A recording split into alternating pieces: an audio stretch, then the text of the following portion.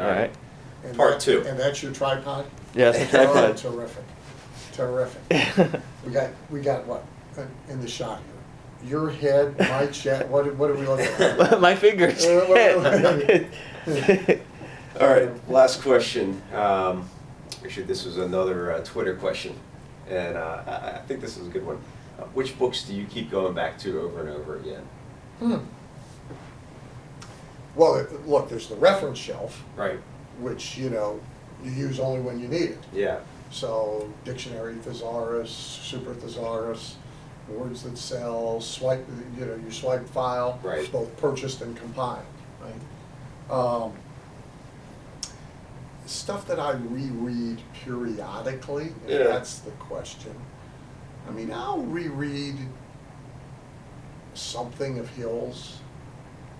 You read the whole thing, or do you read section by section? Sections, Yeah. hunks, or things in that section of the library. In the self-improvement kind Yeah, of library. Shaftesbury,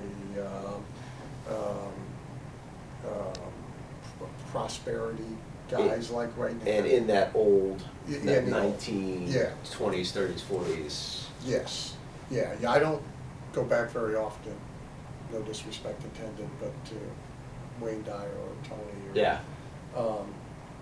That tends to be disposable reading for me, or pages kept, Mhm. but book tossed.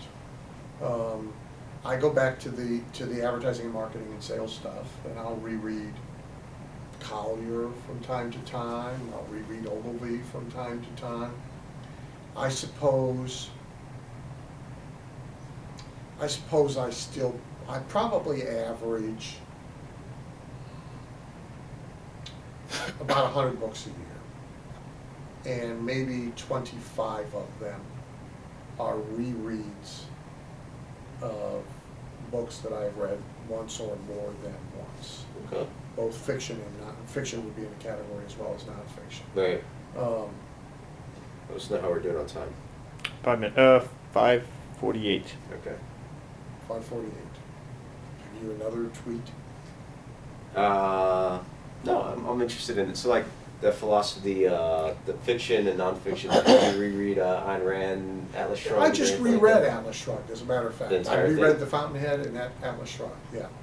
How many About a times month have you ago. read Atlas Shrugged? 8, 10 maybe, but over 20-some odd years. Okay.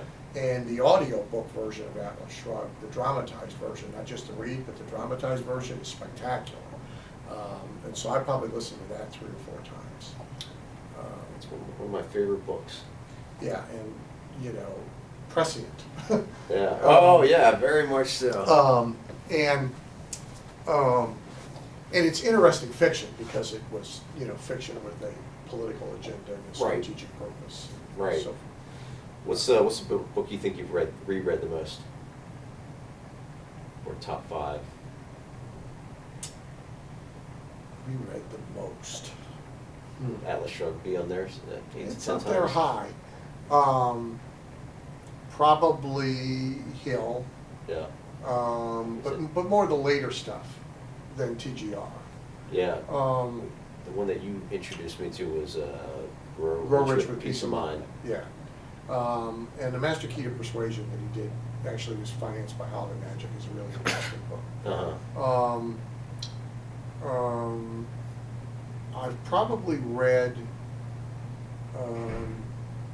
the mail order guys' books, or at least gone back to them to reread parts of them. So Cosman, Jaffe,